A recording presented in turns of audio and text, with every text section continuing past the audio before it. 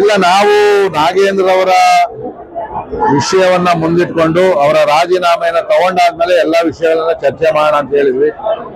ಆದ್ರೆ ಸರ್ಕಾರ ಮೈಸ್ ವಿಚಾರ ಇರ್ಬೋದು, ಬಿಡದಿ ವಿಚಾರ ಇರ್ಬೋದು, ಬರದ ವಿಚಾರ ಇರ್ಬೋದು, KPSC ಇರ್ಬೋದು, ಅದರಲ್ಲಿ ಮುಜುಗರಿಗೆ ಸಿಗ್ತೀವಿ ಅಂತ ಹೇಳಿ ನಾಗೇಂದ್ರ ರಾಜೀನಾಮೆಯನ್ನ ಪಡಿಲೇ ಇಲ್ಲ ಅವರು. ನಾವು ಕೂಡ ಅದು ಒಂದು ಬೇಡಿಕೆಯನ್ನು ಇಟ್ಟಿದ್ವಿ, ಅವರು ಅದಕ್ಕೆ ಒಪ್ಪಲಿಲ್ಲ. ಅಹೋರಾತ್ರಿ ಧರಣವನ್ನು ಮಾಡ್ತೀವಿ ಅಂತ ಹೇಳ್ತಕ್ಕ ಎದುರುಕೊಂಡು ಸದನವನ್ನ ಅಧಿವೇಶನವನ್ನೇ ಮುಂದೂಡಿದಂತ ಏಡಿ ಸರ್ಕಾರ ಆಯ್ತಿದ್ದು. ಬೇರೆ ಯಾವುದೇ ವಿಚಾರಗಳಾಗಿದೆ, ಬಿಲ್ಗಳನ್ನ ಅವರು ನಮ್ಮ ವಿರೋಧದ ಮಧ್ಯದಲ್ಲೂ ಕೂಡ ಅವರು ಏಕಪಕ್ಷೀಯವಾಗಿ ಅನೇಕ ಒಂದು ರೀತಿ ಜನ ವಿರೋಧಿ ಬಿಲ್ಗಳು ಕೆಲವೇ 5% ಪಾರ್ಕ್ಗಳನ್ನ ಮಾರಾಟಕ್ಕೆ ಲೀಸ್ ಕೊಡಬೇಕು ಅಂತೇಳಿ ಇತಿಹಾಸದಲ್ಲಿ ಯಾರು ಕೂಡ ಪಾರ್ಕ್ಗಳನ್ನ ಈ ತರ ಖಾಸಗಿಯವರಿಗೆ ಬೇರೆಯವ್ರು ಕೊಡೋದಕ್ಕೆ ಮಸೂದೆಯನ್ನು ತಂದಿರಲಿಲ್ಲ. ಇವತ್ತು ಅದನ್ನು ತಂದಿರ್ತಕ್ಕಂಥದ್ದು ಕರಾಳವಾದಂತ ದಿನ. ಈ ತರ ಕೆಲವು ಮಸೂದೆಗಳು ಒಳ್ಳೆ ಮಸೂದೆಗಳೈತೆ, ಕೆಲವು ಜನ ವಿರೋಧಿ ಮಸೂದೆಗಳನ್ನು ಕೂಡ ಏಕಪಕ್ಷೀಯವಾಗಿ ಮಾಡಿರ್ತಕ್ಕಂಥದ್ದು.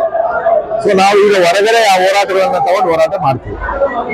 ಇಲ್ಲ, ನಾವು ನಾಗೇಂದ್ರ ಅವರ ವಿಷಯವನ್ನ ಮುಂದಿಟ್ಕೊಂಡು ಅವರ ರಾಜೀನಾಮೆಯನ್ನು ತಗೊಂಡಾದ್ಮೇಲೆ ಎಲ್ಲಾ ವಿಷಯಗಳನ್ನ ಚರ್ಚೆ ಮಾಡೋಣ ಅಂತ ಹೇಳಿದ್ವಿ.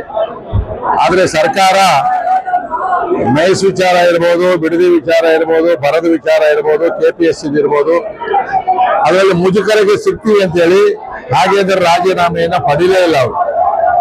ನಾವು ಕೂಡ ಅದು ಒಂದು ಬೇಡಿಕೆಯನ್ನು ಇಟ್ಟಿದ್ವಿ, ಅವರು ಅದಕ್ಕೆ ಒಪ್ಪಲಿಲ್ಲ. ಅಹೋರಾತ್ರಿ ಧರಣವನ್ನು ಮಾಡ್ತೀವಿ ಅಂತ ಹೇಳ್ತಕ್ಕ ಎದುರುಕೊಂಡು ಸದನವನ್ನ ಅಧಿವೇಶನವನ್ನೇ ಮುಂದೂಡಿದಂತ ಏಡಿ ಸರ್ಕಾರ ಆಯ್ತಿದ್ದು. ಬೇರೆ ಯಾವುದೇ ವಿಚಾರಗಳಾಗಿದೆ, ಬಿಲ್ಗಳನ್ನ ಅವರು ನಮ್ಮ ವಿರೋಧದ ಮಧ್ಯದಲ್ಲೂ ಕೂಡ ಅವರು ಏಕಪಕ್ಷೀಯವಾಗಿ ಅನೇಕ ಒಂದು ರೀತಿ ಜನ ವಿರೋಧಿ ಬಿಲ್ಗಳು ಕೆಲವೇ 5% ಪಾರ್ಕ್ಗಳನ್ನ ಮಾರಾಟಕ್ಕೆ ಲೀಸ್ ಕೊಡಬೇಕು ಅಂತೇಳಿ ಇತಿಹಾಸದಲ್ಲಿ ಯಾರು ಕೂಡ ಪಾರ್ಕ್ಗಳನ್ನ ಈ ತರ ಖಾಸಗಿಯವರಿಗೆ ಬೇರೆಯವ್ರು ಕೊಡೋದಕ್ಕೆ ಮಸೂದೆಯನ್ನು ತಂದಿರಲಿಲ್ಲ. ಇವತ್ತು ಅದನ್ನು ತಂದಿರ್ತಕ್ಕಂಥದ್ದು ಕರಾಳವಾದಂತ ದಿನ. ಈ ತರ ಕೆಲವು ಮಸೂದೆಗಳು ಒಳ್ಳೆ ಮಸೂದೆಗಳೈತೆ, ಕೆಲವು ಜನ ವಿರೋಧಿ ಮಸೂದೆಗಳನ್ನು ಕೂಡ ಏಕಪಕ್ಷೀಯವಾಗಿ ಮಾಡಿರ್ತಕ್ಕಂಥದ್ದು. ನಾವು ಈಗ ಹೊರಗಡೆ ಆ ಹೋರಾಟಗಳನ್ನ ತಗೊಂಡು ಹೋರಾಟ ಮಾಡ್ತೀವಿ.